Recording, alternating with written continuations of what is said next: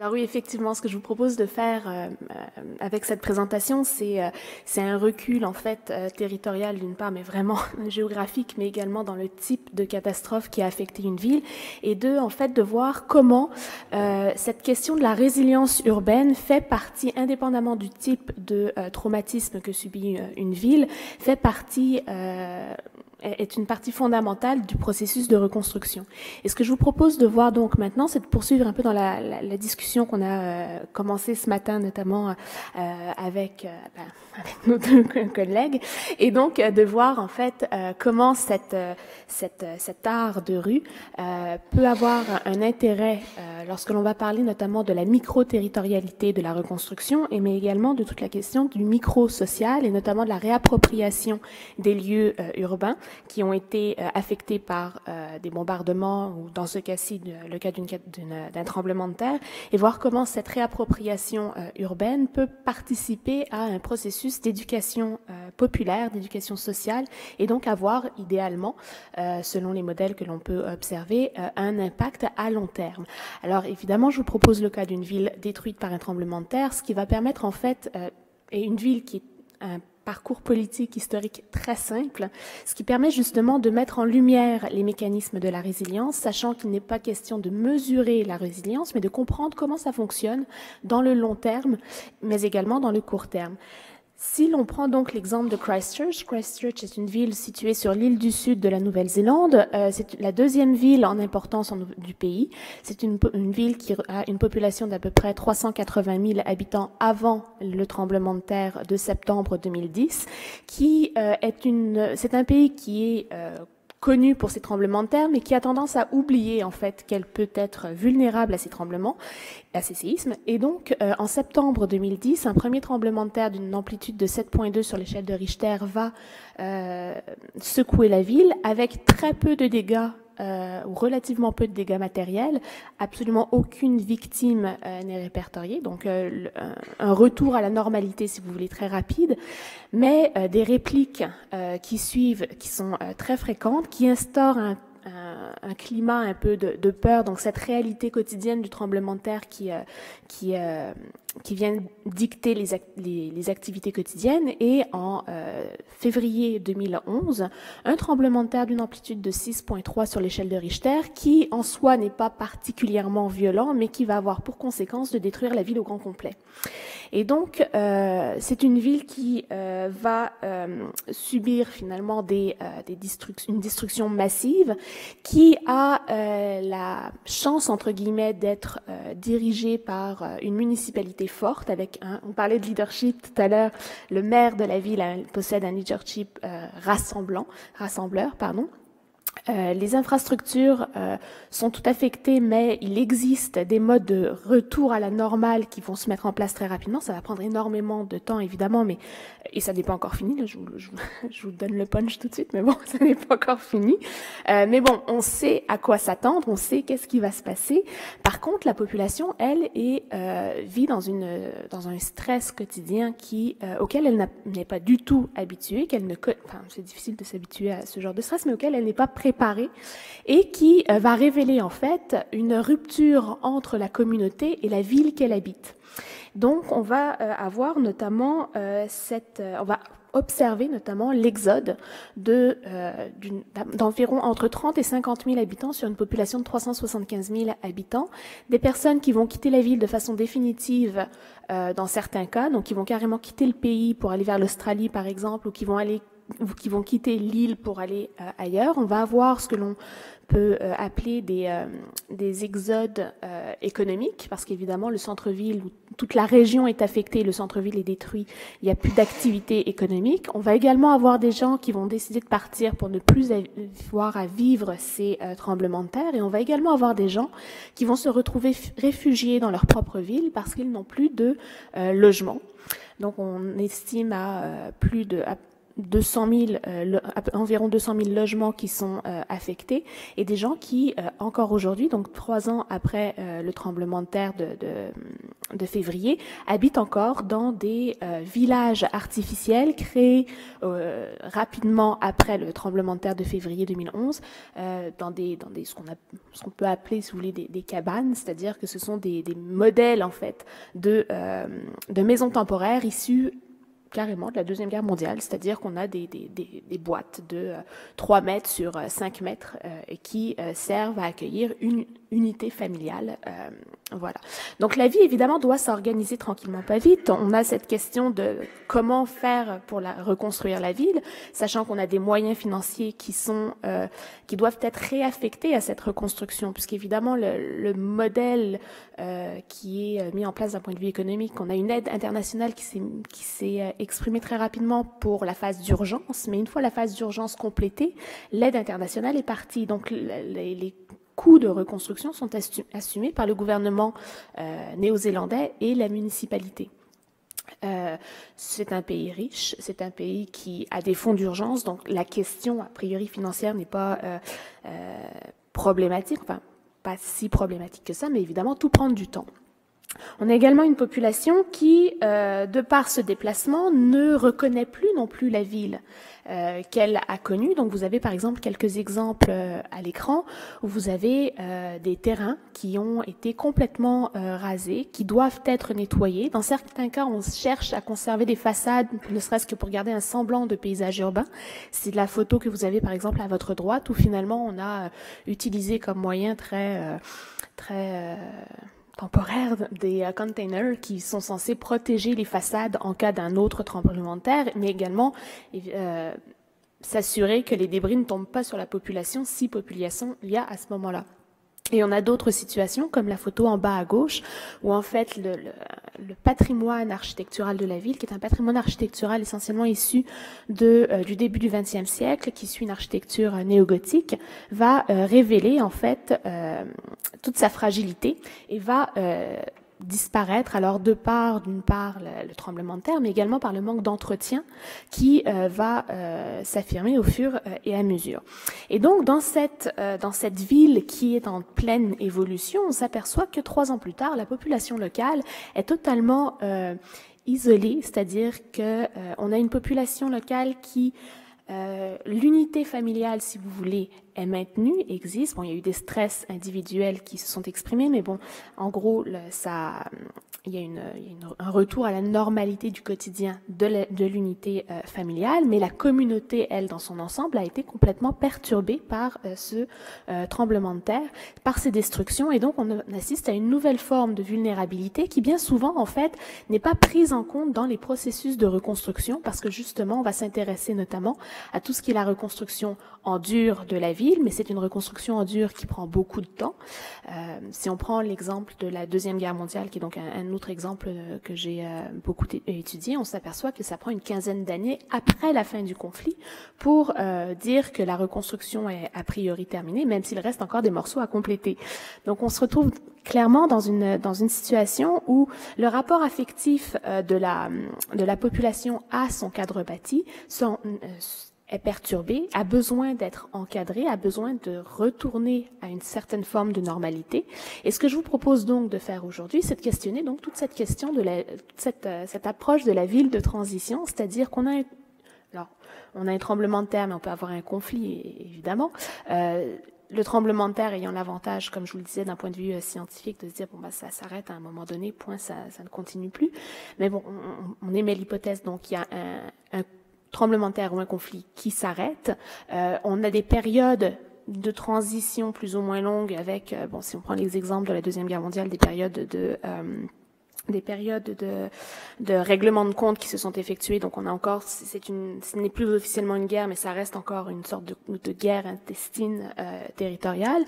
Mais on a toute cette période de l'entre-deux où on va finalement pouvoir envisager la reconstruction parce que la catastrophe a eu lieu, le conflit est terminé, et c'est un temps qui va prendre plus ou moins de temps, de mois, d'années, mais qu'il faut donc bien comprendre bien comprendre. Et donc, à travers cette ville de transition, je vais plus particulièrement m'intéresser à toutes ces pratiques éphémères de la réappropriation et ces pratiques éphémères de réappropriation par le biais de la population même, et donc pas nécessairement de modèles qui ont été imposés, mais voir comment il y a eu cette espèce de mouvement collectif, plus ou moins structuré, plus ou moins unanime d'ailleurs, pour retrouver la ville d'avant, donc de retrouver cette espèce de quotidienneté qui a été perdue par la catastrophe. Je m'intéresserai également ensuite à la réponse des autorités municipales, puisque finalement on s'aperçoit qu'il y a un dialogue qui se met en place entre les différents acteurs et que c'est important de comprendre cette mise en place-là, et pour finalement conclure sur quelques réflexions de la construction, enfin de l'utilisation de l'art public dans les processus de reconstruction.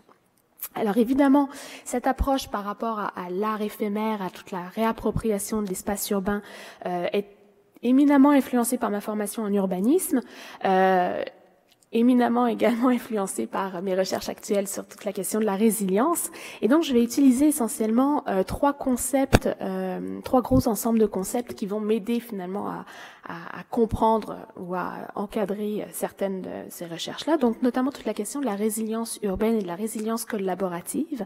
La résilience urbaine étant l'idée que on a un état donné, un état de stabilité donné, que cet état est perturbé par un événement, que ce soit une catastrophe naturelle, un conflit, une crise économique également, et que il va y avoir un travail de retour à la normalité, qui ne veut pas dire que cette normalité sera exactement le même que ce qu'il y avait avant la catastrophe, mais qu'il va donc par ce retour à la normalité, en fait, avoir une lecture des événements passés qui vont permettre de planifier le futur. Donc il y a cet espoir qui naît à travers la notion de résilience.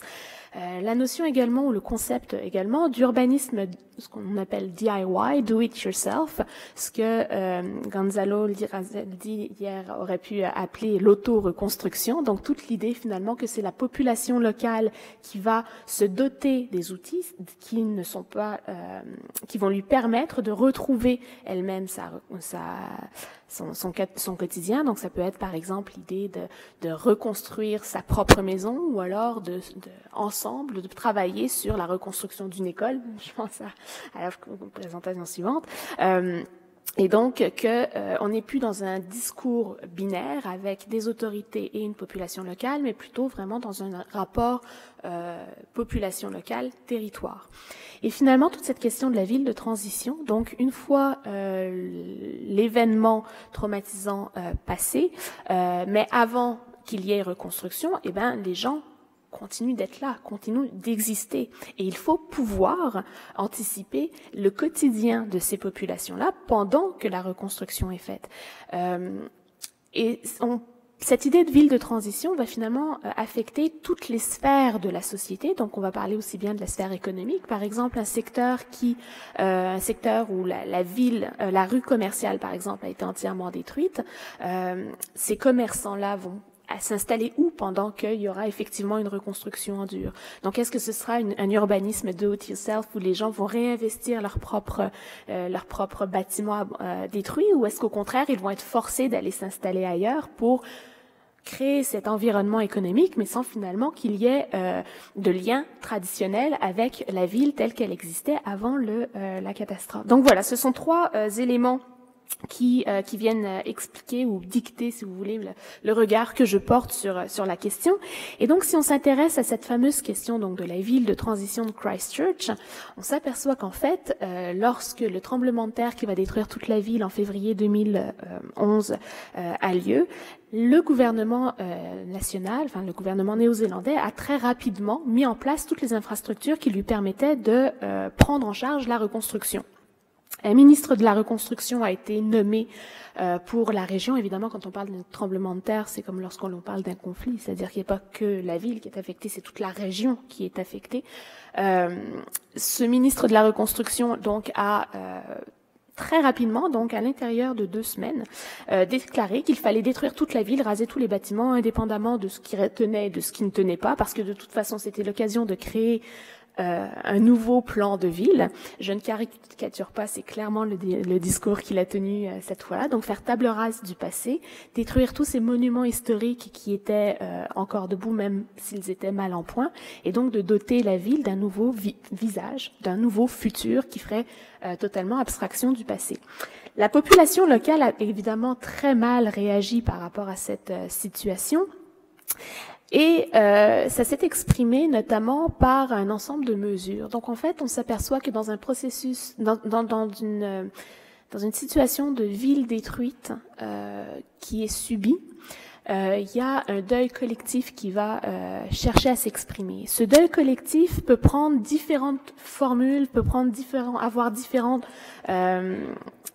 modes d'expression, peut être plus ou moins long, peut être plus ou moins d'ailleurs unanime, c'est-à-dire que le deuil des uns n'est pas nécessairement le deuil des autres non plus, mais il y a cette idée que il faut avoir le temps d'appréhender cette nouvelle situation. Et par l'appréhension de cette nouvelle situation, dans le cas de Christchurch, on a observé tout simplement on a observé, si vous voulez, 4 grandes familles d'expression du deuil collectif, ici j'entends évidemment. D'une part, notamment la diffusion de messages dans l'espace public. Alors des grands tableaux noirs, par exemple, qui ont été mis en place, qui ont permis à tous ceux qui allaient sur le site, ça c'est la nuance qu'il faut apporter, de marquer un petit mot. On a eu également l'idée de laisser des fleurs, de laisser des petits mots individuels, etc. Des visites de groupe qui se sont mises en place. Et l'idée également, c'est l'image que vous avez en haut à gauche, que la population locale s'est rapidement mise à faire un pèlerinage de la ville détruite. Donc vous avez une population dont le centre-ville est complètement fermé parce que complètement détruit. Cette population qui est déplacée, qui ne sait pas ce qui s'est passé au centre-ville, à l'exception du moment de la catastrophe, et qui donc va trouver le temps, alors la fin de semaine par exemple, pour aller visiter les ruines de la ville, ruines qui sont à ce moment-là encore cernées par des barrières. Donc c'est clairement un pèlerinage de la ville détruite. Et en fait, on parlait de thanatotourisme hier, ce mode d'expression, c'est quelque chose qu'on retrouvait notamment après la Deuxième Guerre mondiale en Europe, c'est-à-dire que les gens avaient ce besoin d'être retournés sur les lieux de leur normalité, de l'appréhender pour mieux envisager le futur. Voilà, donc quelques exemples que l'on a ici. Je vous expliquais que les mécanismes de reconstruction étaient bien cadrés, bien cernés, ce qui donc permettait d'assurer la reconstruction. Une reconstruction qui s'est rapidement organisée autour de tous les éléments physiques de la ville, donc toute la question de l'environnement bâti, de toute la question de la reconstruction économique, toute la question de la reconstruction politique aussi également. Bon, on est dans une situation où le gouvernement néo-zélandais a décidé de mettre sous la tutelle du ministre de la Reconstruction, toute la prise en charge de la reconstruction de la ville. Donc on se retrouve avec une reconstruction qui va devenir bicéphale, c'est-à-dire qu'on va avoir d'un côté la population locale qui a vécu l'événement, qui a des idées par rapport à ce qu'elle aimerait éventuellement avoir, et de l'autre côté, on a le gouvernement dont les Néo-Zélandais, dont les impératifs sont évidemment de s'assurer que tout le monde retrouve rapidement un toit, que tout le monde retrouve rapidement également un mode de travail, de retrouver du travail, etc. La municipalité va proposer va mettre en place une démarche totalement novatrice pour la ville, c'est-à-dire qu'on avait une gestion municipale très, ce que l'on va appeler top-down, c'est-à-dire les autorités qui imposent un système à la population locale. Dans ce scénario-là, la municipalité, a priori, est dépossédée de ses pouvoirs et de ses moyens. Et donc, elle va notamment utiliser cette dépossession, entre guillemets, pour proposer à sa population de discuter ensemble de ce que devrait devenir la ville de Christchurch après sa reconstruction.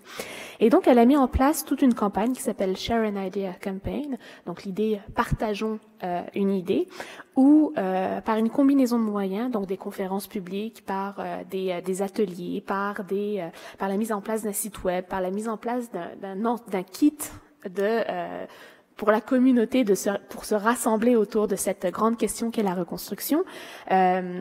Et par la mise en place également d'un modèle en fait à la Twitter, c'est-à-dire d'inviter les gens en 140 caractères de dire qu'est-ce qu'ils souhaiteraient pour leur ville. Ça a donc permis à la municipalité de rassembler près de 106 000 idées sur ce que la population locale aimerait avoir plus tard pour cette reconstruction. Ce qui est intéressant également avec cette démarche, c'est que cette ouverture, cette utilisation des médias comme Internet par exemple, a permis de rejoindre également la population qui s'est expatriée à l'extérieur de la ville. Ça a permis également de rejoindre des gens de Christchurch qui se sont expatriés ailleurs dans le monde avant la catastrophe. Donc il y a cette mise en dialogue, si vous voulez, un peu mondiale qui s'établit, qui permet donc de mettre en place un premier modèle de plan de reconstruction qui sera malheureusement totalement absent des propositions gouvernementales. C'est-à-dire que dans un premier temps, le gouvernement va dire oui, on prend note de vos idées, on va les intégrer, et finalement le gouvernement va proposer un nouveau plan de reconstruction qui va révéler certaines similitudes par rapport notamment à toute la question des espaces verts, mais qui dans les faits va révéler aussi également qu'on a un paradigme urbanistique qui est un peu en décalage par rapport à ce qui avait initialement été proposé.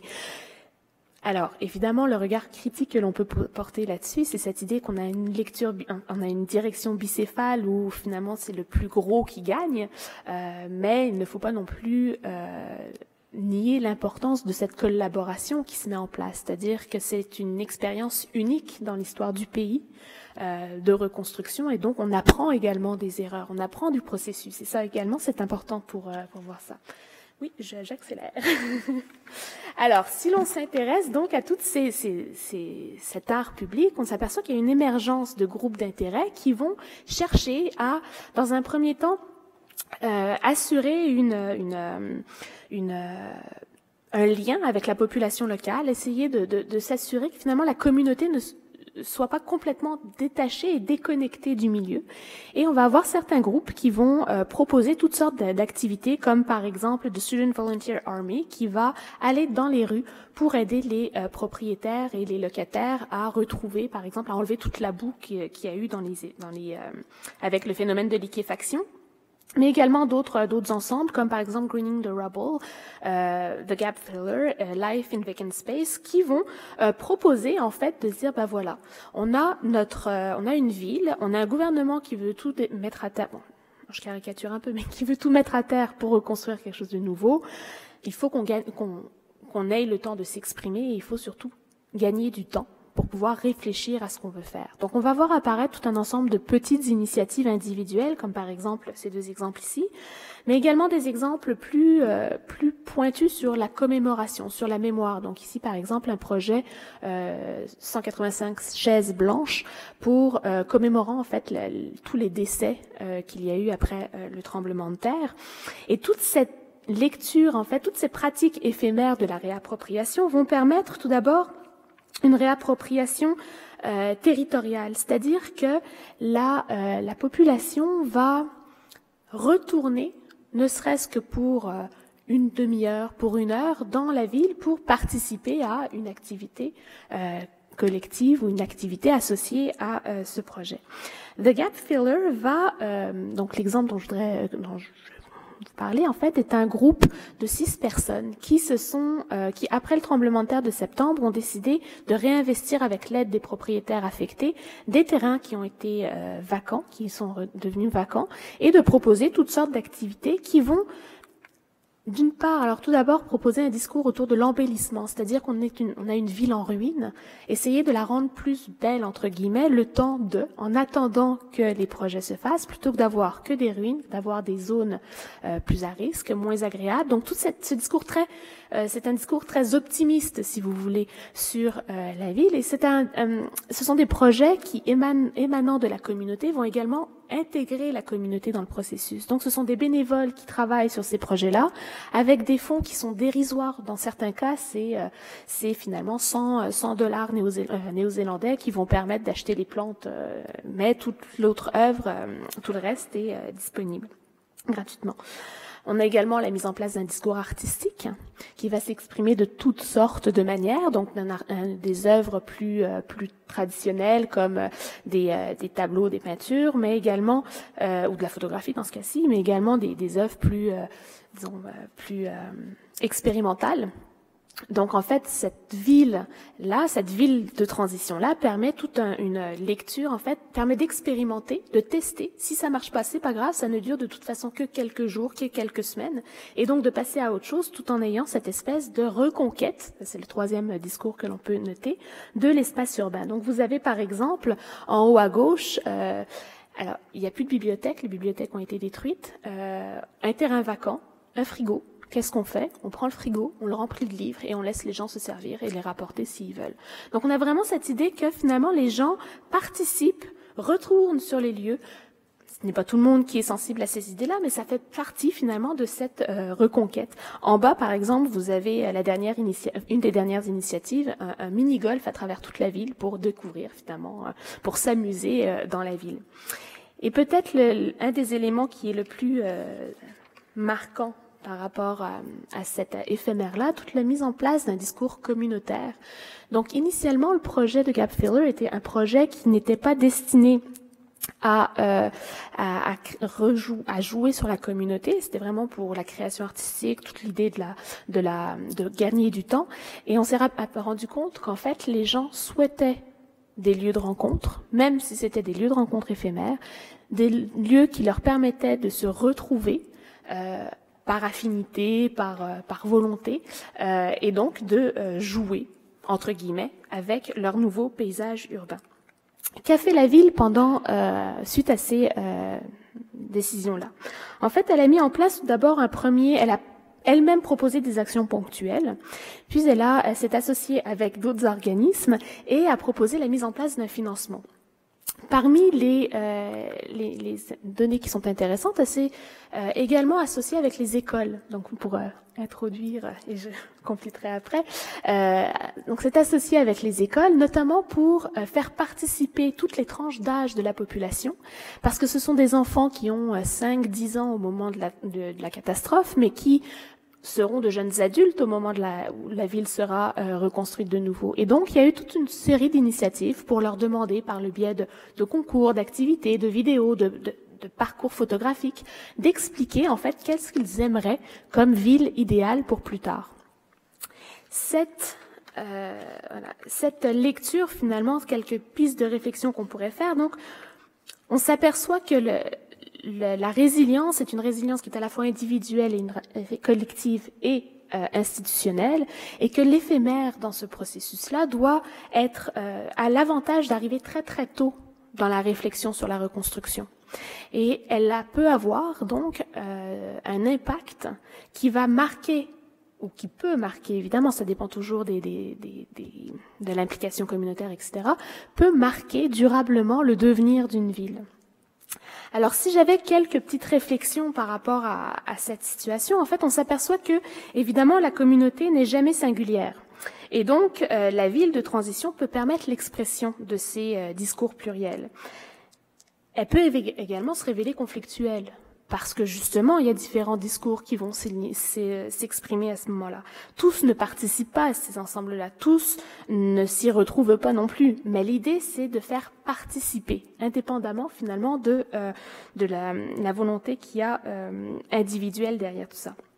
Ensuite, cette ville de transition, c'est une ville qui doit permettre l'expérimentation. Donc un peu en lecture avec ce que je disais, c'est une ville qui doit donc aider la population à se réapproprier un paysage urbain et donc à apprivoiser ce qui pourrait devenir un nouveau patrimoine de la ville. Donc on fait le deuil de ce qui a été perdu, mais on envisage également un avenir. Et ma dernière remarque, évidemment, la ville de transition doit rester ce qu'elle est, c'est-à-dire qu'une ville de transition ne peut pas durer 50 ans. elle doit commencer, elle commence après la catastrophe ou le conflit, mais il faut qu'elle prenne fin avec la reconstruction, parce que sinon la ruine qui au départ est une ruine qui peut servir de discours va devenir taudis, et donc on va avoir oublié ce processus de reconstruction. Merci.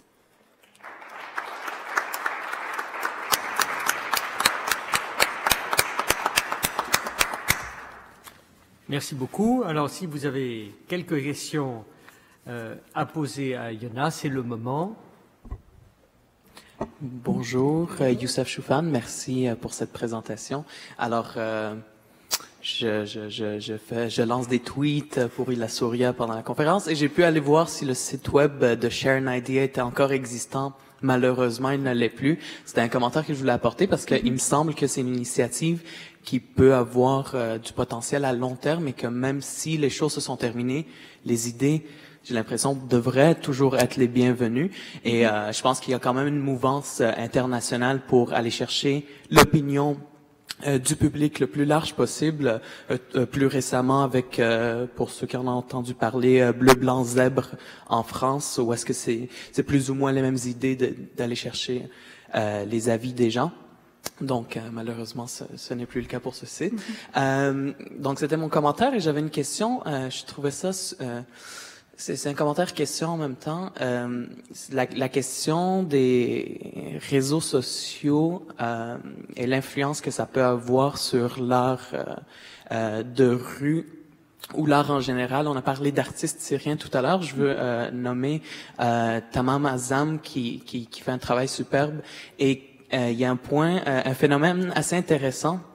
C'est que lui, ses œuvres sont digitales, donc il les fait à partir de son ordinateur, mais il a fait récemment une œuvre que vous avez peut-être vue, qui est une reprise de la peinture de Kiss de Gustav Klimt, qui est donc représentée sur une maison donc effondrée. Et puis la majorité des gens croient que c'est vrai. Donc ils croient qu'en Syrie maintenant il y a un mur assez détruit sur lequel on a cette très belle peinture que vous avez peut-être déjà vue de deux personnes qui s'enlacent.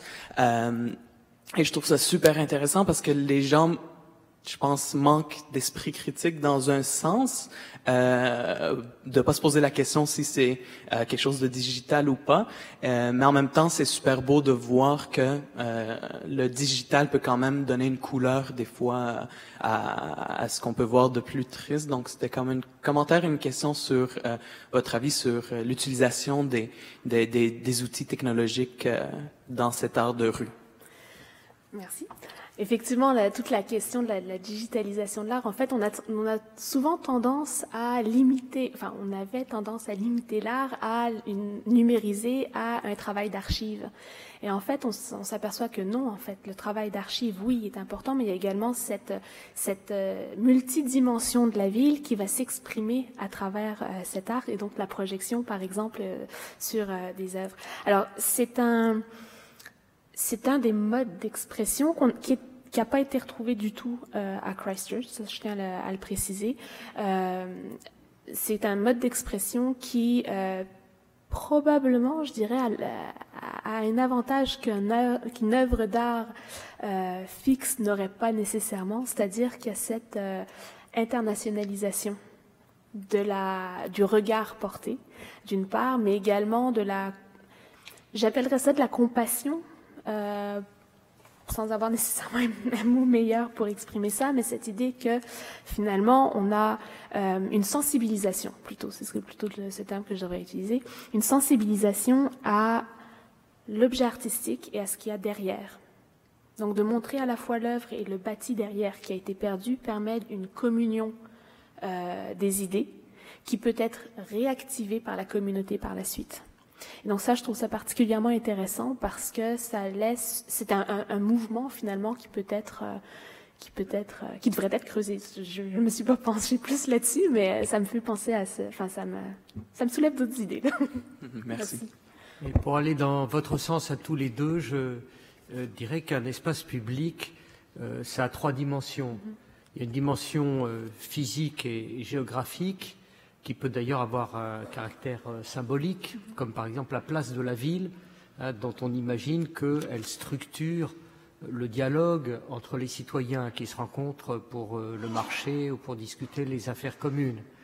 Il y a aussi la dimension qu'on pourrait considérer comme médiatique, et l'art digital a cette faculté de permettre de projeter des initiatives ou des installations comme celles qu'on voit sur l'écran très largement, ou comme celle de l'artiste dont vous parlez, très largement dans une sphère planétaire, faisant comprendre que ce qui se passe à un endroit précis, Alep ou Dera ou Christchurch, ça fait écho à ce qui se passe dans d'autres lieux, dans d'autres villes. Et puis je crois qu'il y a aussi une dimension imaginaire qu'il ne faut pas du tout oublier. Il n'y a pas de possibilité pour les citoyens de se représenter la collectivité, qui est une abstraction, ce qui dépasse les intérêts catégoriels ou communautaires, autrement qu'à travers des projections en images, des projections en récits. Ça va de la miniature persane qu'on nous a montrée hier à Kaboul jusqu'aux films qui nous parlent d'une ville et qui la font exister très fort. Par exemple, quiconque ici, même n'ayant jamais été à New York ou à Los Angeles, possède d'une certaine façon la géographie intime de cette ville à travers les séries télévisées ou les films. Donc je pense que la particularité des artistes, c'est qu'ils nous font sentir souvent les communications, les passages qui existent entre ces trois dimensions de l'espace public, et ainsi ils nous aident à nous les réapproprier, surtout dans des situations de crise comme celle que vous avez évoquée. Il y avait une autre intervention. Donc Pierre Desvrieux, je m'intéresse notamment aux initiatives citoyennes et à la culture critique. Une remarque et une question. Une petite remarque, c'est que tous ces travaux et ce que vous dites me fait penser à un artiste qui est décédé très récemment, qui s'appelait Zoo Project, et qui a fait un travail considérable dans différentes villes du monde, en France, il est venu aux États-Unis, ou choses comme ça, et notamment en Tunisie pendant la Révolution, où il a fait réaliser des fresques des victimes de la Révolution qui sont encore aujourd'hui utilisées lors des protestations, et dans les camps de réfugiés en Libye, où il a été organisé, pareil, des expositions avec des portraits des gens dans les camps qui sont encore aussi utilisés lors de protestations publiques, lors de manifestations, etc. Donc comme quoi, voilà, le travail d'un artiste peut avoir des portées dans le temps. Et il est décédé récemment, donc ça me permet de lui rendre un petit hommage. Ma question. Vous avez dit tout à l'heure que dans un premier temps, le gouvernement n'avait pas tenu compte des propositions de la société civile, des habitants. Dans un deuxième temps? Dans un deuxième temps, c'est en train d'être travaillé. D'accord. C'est-à-dire que justement, il y a eu énormément de contestations qui ont été faites, notamment par les autorités municipales, pas tant par la population locale, mais s'est exprimé à travers les autorités municipales. Et donc, il y a un dialogue qui est en train de se remettre en place. Donc, le plan de reconstruction de la ville, il y a un master plan qui a été adopté, mais c'est un plan d'ensemble, donc ça peut encore changer. Tant que ça n'a pas été reconstruit, ça peut encore changer. Donc, ils sont en train de négocier des parties, des zones, etc. Notamment, et là, c'est un des exemples que je peux amener, l'apport des enfants, par exemple, dans la réflexion autour de la ville qu'ils aimeraient avoir, et notamment les espaces de jeu. Et donc, le gouvernement a dédié un espace, un grand parc pour la population, de jeu. Et c'est notamment via l'implication des enfants dans les écoles, autour d'une grande réflexion sur qu'est-ce qu'ils souhaiteraient avoir comme espace de jeu dans ce terrain-là, qui a permis de modifier le projet initial et de proposer un parc thématique avec selon les tranches d'âge des jeux différents, etc. et qui sont des propositions des enfants qui ont été faites. Donc il y a cette intégration de la population locale qui s'effectue progressivement en fait. Donc le deuxième temps est encore en train d'être fait, mais on voit déjà des changements qui apparaissent.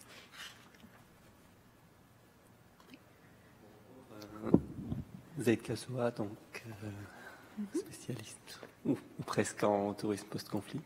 Je vous remercie pour l'intervention, c'est très intéressant et j'espère qu'on aura l'occasion d'en discuter plus amplement. J'aimerais juste rebondir sur la première question, sur ce qui a été dit. C'est un travail très intéressant qui se passe. Le problème pour la plupart actuellement pour la plupart des artistes syriens qui sont intéressés à ce genre d'action, c'est un problème d'accès.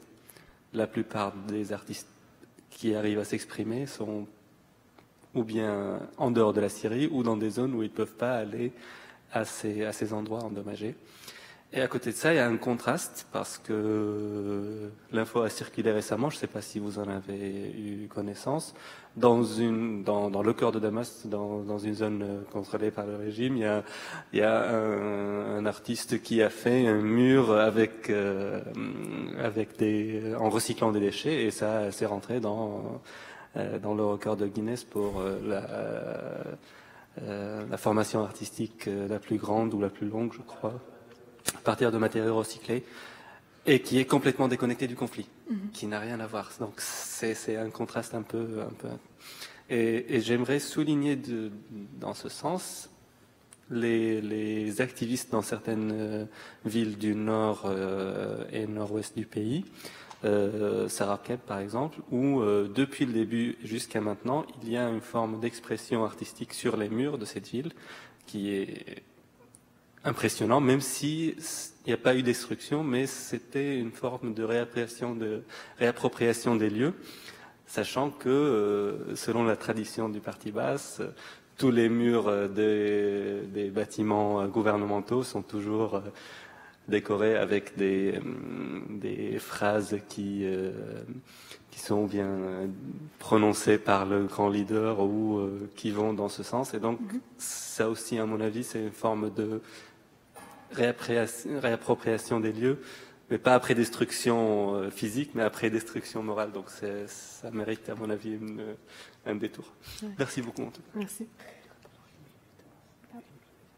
Une minute pour répondre, je prendrai peut-être moins de temps que ça. C'est vrai, ce qui est intéressant, c'est que l'espace de rue devient en fait orphelin de sa population lorsqu'il y a une catastrophe, lorsqu'il y a un conflit. Et l'art de rue permet de réapprivoiser cette rue. Et ça va s'exprimer effectivement de différentes manières. Ça va exprimer un message politique, ça va exprimer un message artistique, ça va exprimer toutes sortes de messages derrière. Mais c'est vraiment cette réappropriation qui est un retour à la normalité qui va parfois même être exacerbé par ce qui s'est passé, parce que justement, on veut... Alors, l'idée n'est pas d'oublier, mais on veut aller au-delà de ce qui a été fait jusqu'à présent. Donc, effectivement, c'est un bel exemple.